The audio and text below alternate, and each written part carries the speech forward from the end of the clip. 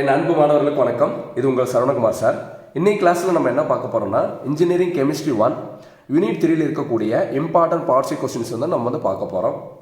Already 3.2க்கு உண்டான important questions கொடுத்துட்டோம். இன்றைக்கி 3.3 தான் பார்க்க போகிறோம்.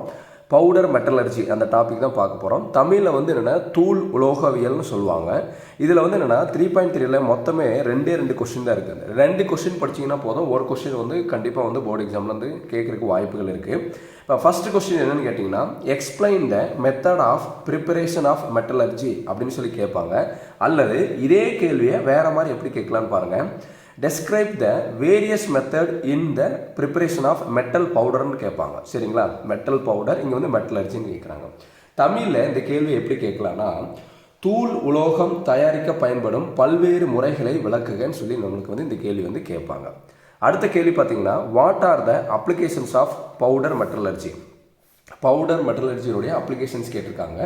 பவுடர் மெட்டலர்ஜின்னு என்ன தமிழில் தூள் உலோகவியல்.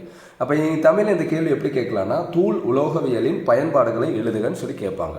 அப்போ நம்மளுக்கு மொத்தம் வந்து இந்த 2 கொஸ்டின் படித்தா போதும். அதாவது 3.2ல் 2 கொஸ்டின் படித்தா போதும். இதுக்கு முன்னாடி வீடியோவில் டே 9 வீடியோவில் கொடுத்துருக்கோம். அதே மாதிரி 3.3லேயும் என்னென்னா நம்மளுக்கு வந்து 2 கொஸ்டின் படித்தா போதும். சரிங்களா, அப்போ இந்த 2 கொஸ்டினில் நம்ம வந்து ஒரு கொஸ்டின் வந்து கட்டாயம் வந்து எக்ஸாமுக்கு வந்து கேட்பாங்க. Thank you students.